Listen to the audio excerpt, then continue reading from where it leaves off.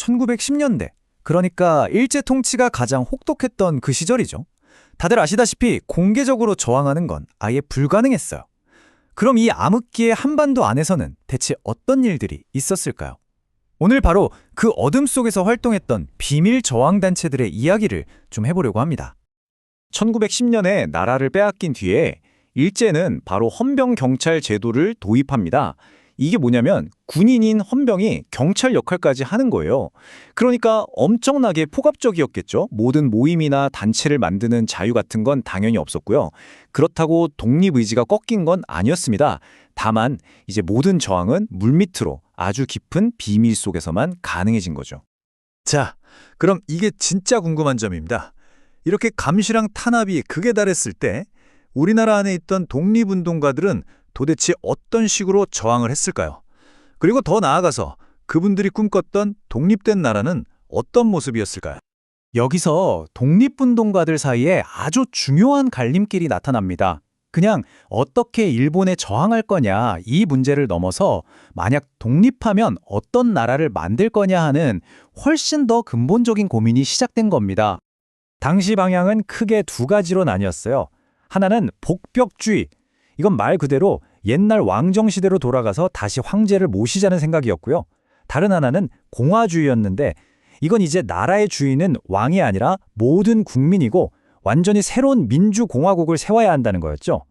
1910년대 비밀 결사 운동은 바로 이 두 가지 생각의 대립으로 볼 수 있습니다.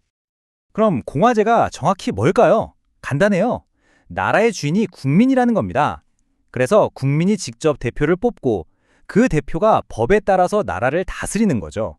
왕이나 황제가 자식에게 자리를 물려주는 그런 세습을 완전히 부정하는 거예요. 당시로서는 굉장히 파격적이고 새로운 사상이었습니다. 자, 그럼 실제 단체들을 한번 보죠.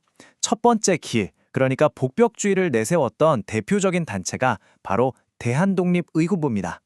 대한독립의군부는 1912년에 만들어졌고요. 의병장 출신이었던 임병찬 선생이 이끌었습니다. 목표는 아주 확실했어요. 군주정 복원. 근데 이들의 방식이 좀 독특한데 총 들고 싸우기보다는 일본 정부랑 총독한테 우리나라 주권을 돌려달라는 공식적인 요구서를 보내려고 계획했습니다. 하지만 안타깝게도 이 계획을 실행에 옮기기도 전에 발각돼서 실패로 끝나고 맙니다. 이번에는 두 번째 길, 공화주의를 택했던 단체입니다. 1915년에 만들어진 대한광복회인데요. 앞서 본 독립의군부랑은 분위기가 완전히 달랐습니다. 대한광복회는 정말 모든 면에서 의군부와 정반대였어요. 지도자는 박상진이었고 목표는 왕정이 아니라 공화국 수립이었죠. 그리고 가장 큰 차이점은 이들은 외교적인 방법이 아니라 직접적인 무력투쟁을 길로 택했다는 겁니다. 하지만 이들 역시 일제의 탄압을 피하지는 못했어요. 결국 조직이 큰 타격을 입고 지도부가 체포되죠. 대한광복회가 실제로 뭘 했는지 보면 정말 구체적이고 과감합니다.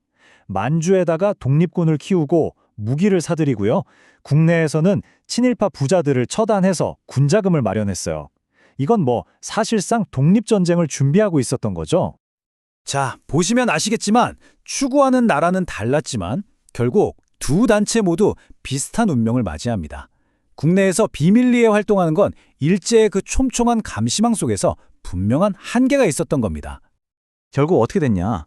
일제 탄압으로 조직들은 전부 와해되고요. 핵심 인물들은 체포되거나 아니면 해외로 망명할 수밖에 없었습니다. 자연스럽게 독립운동의 주 무대가 만주나 연해주 같은 해외로 옮겨가게 된 거죠. 그러면서 국내에서의 비밀결사 활동은 점점 힘을 잃어갔습니다.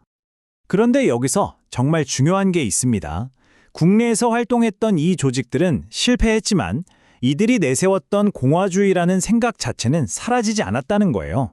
오히려 대한광복회 같은 단체들의 이런 활동을 거치면서 독립된 조국은 왕의 나라가 아니라 국민이 주인이 되는 나라여야 한다는 생각이 독립운동의 큰 흐름, 즉 대세로 자리 잡게 됩니다. 결국 1910년대 국내에서의 이 치열한 고민과 투쟁이 나중에 세워지는 대한민국 임시정부의 사상적인 뿌리가 된 셈입니다. 비록 당장의 활동은 실패한 것처럼 보였지만 이 암흑기 속에서 다져진 공화주의라는 이념이 국외로 건너가서 독립운동 전체의 방향을 어떻게 설정하게 됐을까요? 이 질문을 한번 생각해 보시면 좋을 것 같습니다.